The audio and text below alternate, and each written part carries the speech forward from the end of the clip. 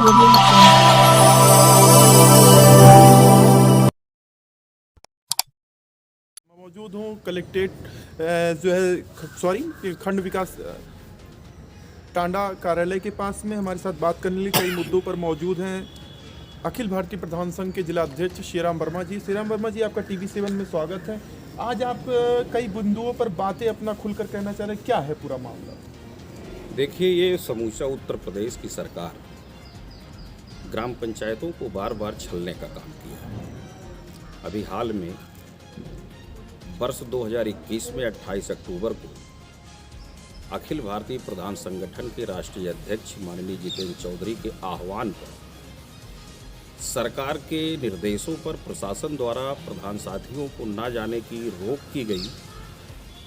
बावजूद इसके हमारे प्रधान साथी अपने मिशन को और अपने हक को प्राप्त करने के लिए उत्तर प्रदेश के लखनऊ में स्थित रमाबाई मैदान में 40,000 प्रधान से भी ज़्यादा उपस्थित होकर उत्तर प्रदेश सरकार को ये बताने का काम किया था कि ग्राम पंचायतों के हित का और ग्राम पंचायतों में जो निर्माण कार्य कराने की इकाई है और ग्राम पंचायत जिस अधिकार को रखता है उस अधिकार को पूरी तरह से सौंपा जाए। और मुझे लगता है कि 1.5 माह पूरा नहीं हो पाया। 15 दिसंबर वर्ष 2021 को माननीय मुख्यमंत्री महोदय ने उत्तर प्रदेश के समूचे प्रधान साथियों को लखनऊ के सैनिक मैदान में आमंत्रित कर कई घोषणाएं किया। उनमें से कई घोषणाएं बाकी हैं जिस मिशन को लेकर अखिल भारतीय प्रधान संगठन मजबूती के साथ एक होकर और आने वाले इसी 16 जनवरी को समूचा प्रदेश का हर विकास खंड में हमने प्रधान साथियों को अपने जनपद अंबेडकर नगर के समस्त प्रधान साथियों को अवगत कराने का काम किया है कि आप सभी साथीगण मजबूती के साथ माननीय प्रधानमंत्री महोदय को संबोधन करते हुए श्रीमान खंड विकास अधिकारी को माध्यम बनाते हुए आप सभी लोग ज्ञापन देने का काम करेंगे। ऐसी उम्मीद है कि श्रीमान खंड विकास अधिकारी महोदय प्रधान की इन समस्याओं को, जो इनकी मांग अनवरत बनती चली आ रही है, इस मांग को पूरी करने के लिए माननीय प्रधानमंत्री श्री नरेंद्र दामोदर दास मोदी जी को अवगत कराने का कार्य करेंगे, जिससे हमारे ग्राम पंचायतों की समस्या हल हो सके। साथ साथ ये भी कहना है कि ग्राम पंचायतों में हमारे ग्राम पंचायत की जो वार्ड के कैबिनेट मेंबर होते हैं उसमें हमारा प्रधान अध्यक्ष के रूप में होता है। गांव में जो भी सरकार द्वारा पैसे, चाहे राज्य वित्त आयोग का हो चाहे वो केंद्र वित्त आयोग का हो, इन पैसे को समुचित तरीके से एक्सपेंस करने के लिए निर्माण इकाई के रूप में हमारा ये ग्राम पंचायत का चौपाल और वो कैबिनेट मेंबर्स के साथ साथ 50% जनता उन कार्यों को कराने के लिए सहमति जताता है। लेकिन राज्य सरकार ने अपने दबाव में हमारे ग्राम पंचायत के पीछे चाबुक चलाकर ग्राम पंचायतों के द्वारा किए गए प्रस्ताव को अनदेखी करते हुए हमेशा राज्य सरकार कभी ग्राम पंचायतों में स्थित विद्यालय का कायाकल्प कराने का काम करा रही है, या फिर वो हमारे ग्राम पंचायत में एक अस्थायी ऑफिस बनाने के लिए पंचायत भवन की निर्माण कराई, जिससे वही कार्य PWD द्वारा या अन्य किसी टेक्निकल डिपार्टमेंट के माध्यम से हम लोगों ने जानकारी किया तो उसका एस्टिमेट 30 से 32 लाख बना था। बावजूद इसके सरकार ने ग्राम पंचायतों में प्रधान के द्वारा उसे 20 से 22 लाख रुपए में कार्य को संतृप्त करा दिया। बावजूद इसके भी बार बार प्रधान साथियों के ऊपर उनको संदेहास्पद होता है, कहीं न कहीं से हमारा प्रधान उनको चोर दिखता है। ऐसी परिस्थिति में अभी मनरेगा का एक फरमान जारी हुआ और उसमें यह स्पष्ट लिखा हुआ है, एक निर्देश प्राप्त हुआ कि अब ग्राम पंचायतों में मनरेगा में कार्य कर रहे मजदूरों की हाजिरी दिन में 2 बार ली जाएगी और वो बायोडाटा के आधार पर होगा, नेटवर्क के माध्यम से होगा, मोबाइल ऐप से होगा और वो ऐप NWMS के नाम पर राज्य सरकार ने लागू करने का बात कहा है। हमारा ये पुरजोर विरोध है, चूँकि इसलिए विरोध है कि पूरे समूचे उत्तर प्रदेश में प्रत्येक ग्राम पंचायतों में आज भी नेटवर्क पूरी तरह से संचालित नहीं हो सका है। जब वो नहीं संचालित हो पा रहा है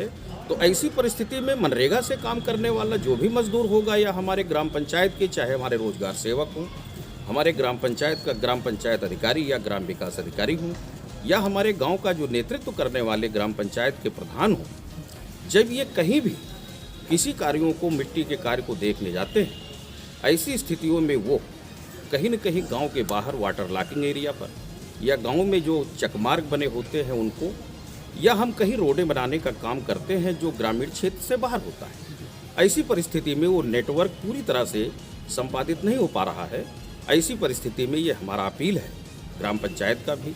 मैं ये चाहता हूँ प्रधान साथियों के द्वारा ये अपील की जाए और ये NWMS ऐप को सरकार जब लागू करे पूरी तरह से वो नेटवर्क को ग्रामीण क्षेत्रों में संचालित करे। ऐसी परिस्थिति में हमारा प्रधान साथी लामबंद है। अभी एक फरमान और जारी हुआ कि राजवित्त के माध्यम से जो हमारी सरकार पैसा देती है ग्राम पंचायतों के विकास के लिए, ऐसी स्थितियों पे ग्राम पंचायत ने तो गौशाला नहीं मांगा, ग्राम पंचायत ने तो कोई महंगाई नहीं मांगी, ग्राम पंचायत ने अपने धन को बढ़ाने के लिए अपील की। ग्राम पंचायतों ने ये अनुरोध जरूर किया था कि जब दिसंबर वर्ष 2021 को माननीय मुख्यमंत्री महोदय ने सैनिक मैदान में अपील हम लोगों को आमंत्रित करने का काम किए थे, उन्होंने ये कहा था कि जो ग्राम पंचायतें 1000, 1500 या 2000 की जनसंख्या रखने वाली हैं, वहाँ हमारा जो सहायक कम डाटा एंट्री ऑपरेटर या हमारे केयर टेकर की शौचालय की देखभाल करने वाली जो समूह से चयन की गई महिला, इनका मानदेय हम लोगों ने अपील किया था कि प्रधान समेत इन तीनों का मानदेय राज्य सरकार अलग से पैसा व्यवस्था करने का काम करेगी। आज हम लोगों ने मांग भी किया था। अभी पिछले एक सप्ताह पूर्व हम लोगों ने श्रीमान जिलाधिकारी महोदय को अवगत कराने का काम किया था।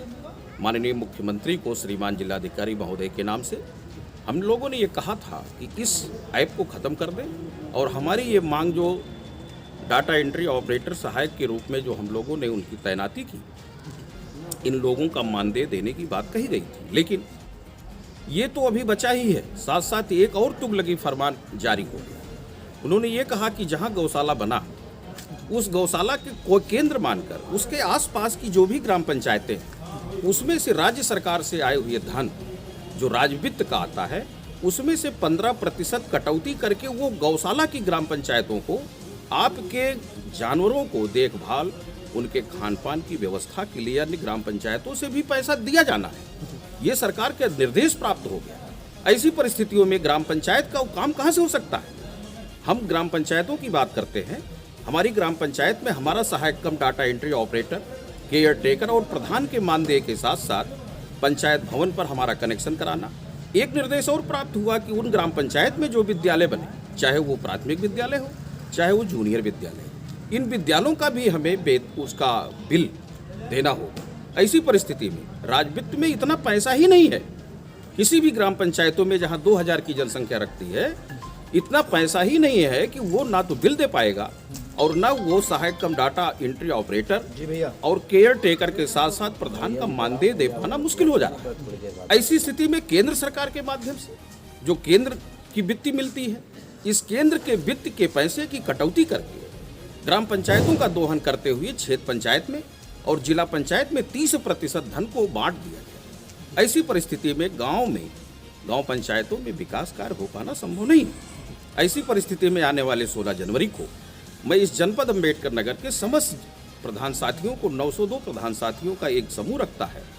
मैं 902 प्रधान साथियों से अपील करता हूं कि जैसे पूर्व में कोरोना काल में हम लोगों को प्रधानमंत्री महोदय ने एक सांकेतिक सूचना किया था कि इस कोरोना काल में आप लोगों को आपको थाली और चम्मच के साथ उसको बजा कर कोरोना काल को हम लोगों ने किसी तरह से नज़रअंदाज किया। गांव में हमारा प्रधान साथी निडर होकर के भी अपने गांव की गलियों में बैठ करके वहां सैनिटाइज कराने का काम किया। आज भी प्रधान साथी हमेशा सरकार के साथ खड़ी है, बावजूद इसके भी प्रधान साथियों के दोहन किए जा रहे हैं। जो भी गांव का प्रधान हो गया, ये प्रधान होने के बावजूद अपने गांव में वो इस बात का जवाब नहीं दे पाएगा। वो भी आता है तो कुछ न कुछ गांव के लोगों को उम्मीद जता कर आता है उससे उम्मीद जताता है कि हम आपका ये निर्माण कार्य करा देंगे, हम आपकी ये नाली का काम करा देंगे, हम आपका ये खड़ंजा या सीसी बनवाने का काम कर देंगे, किंतु धना अभाव में हम कुछ कर पाना संभव नहीं है। ऐसी परिस्थिति में मैं ये जरूर चाहूँगा अपने ग्राम पंचायत के सभी नेतृत्व करने वाले प्रधान साथियों को कि अपने गांव के रोजगार सेवक को, साथ साथ अपने गांव में कर रहे जो श्रमिक हैं उनमें 10 से 20 श्रमिकों को अपने साथ 16 जनवरी को अपने अपने ब्लॉक कैंपस में पहुँचे और एक बड़ा जुलूस निकालकर एक आह्वान करें, सरकार को सांकेतिक विचार दें और आप भी थाली और चम्मच बजाकर श्रीमान खंड विकास अधिकारी महोदय को ज्ञापन भेंट करते हुए माननीय प्रधानमंत्री को अवगत कराने का काम करें। ये हमारी अभिलाषा है, ये हमारी सोच है कि ग्राम पंचायतों के प्रति देश आज़ाद भारत होने से पूर्व जो महात्मा गांधी जी ने सोचा था कि देश भारत में 3 सदन चलेगी, एक सदन ग्राम पंचायत की होगी, एक सदन राज्य की विधानसभा होगी और एक सदन देश भारत की संसद भवन होगी। ये तीनों सदन में भारत की सदन में संसद भवन पर तो विचार ठीक चल रहे हैं, लेकिन उत्तर प्रदेश की सरकार में तो विचार ठीक चल रहा है, लेकिन ये दोनों सरकारें कहीं न कहीं से ग्राम पंचायतों को छलने का काम करने का काम कर रहे हैं, इनका दोहन करने का काम कर रहे हैं। इनके द्वारा बजट जो पूर्व से निरंतर निर्धारित है, इन बजट को भी धोखा करने का काम कर रहे हैं। ऐसी परिस्थिति में मैं ये विश्वास दिलाता हूँ कि राज्य सरकार या केंद्र सरकार अगर हमारे प्रधान साथियों की इस बात पर विचार नहीं करेगी तो आने वाले वर्ष 2024 में हम लोग सरकार को एक सीख दिखाने का काम करेंगे। इस अपील के साथ मैं माननीय प्रधानमंत्री महोदय से अनुरोध करूंगा कि आप ये जो केंद्र के द्वारा पैसे आ रहे हैं, इनका कहीं न कहीं से जो आपने डिवाइड करके 30% कटौती करने का काम किया है, इसको वापस करने का काम करें। और जो आपने पशु आश्रय केंद्र बनाया, उसके सेंटर पर आने वाले जो भी ग्राम पंचायतें हैं, उससे राजवित्त का दिया हुआ धन जो आपके द्वारा 15% कटौती की जा रही है, ये भी आप वापस करें। साथ साथ जो हमारे मानदेय के मामले में हमारा सहायक कम डाटा एंट्री ऑपरेटर और केयर टेकर साथ साथ प्रधान साथियों और जूनियर विद्यालय और प्राइमरी विद्यालय में वो आप कम से कम उस संबंधित विद्यालय के क्षेत्र में DIOS के माध्यम से, जिला विद्यालय निरीक्षक के माध्यम से उनका पेमेंट बिजली के बिल का दिलाने का काम करें। ऐसी स्थिति में हम चाहेंगे कि राज्य सरकार से हम लोगों ने अनुरोध भी किया था, राज्य सरकार ने मंच से वादा किया था। माननीय उत्तर प्रदेश के योगी आदित्यनाथ जी ने मंच से सैनिक मैदान में उन्होंने वादा किया था कि हम डाटा एंट्री ऑपरेटर का मानदेय और केयर टेकर का मानदेय, साथ साथ प्रधान साथियों का भी मानदेय हम अलग से व्यवस्था करने का काम करेंगे।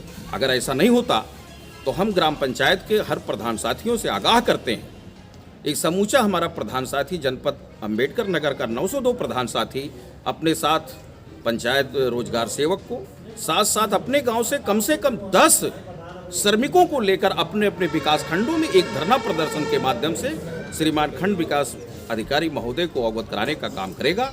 इन तमाम बातों को रखते हुए मैं प्रधान साथियों को आगाह करता हूं और आपको आपके चैनल से अगर मुझे बात करने का मौका मिला तो मैं आपको बहुत बहुत धन्यवाद देता हूं।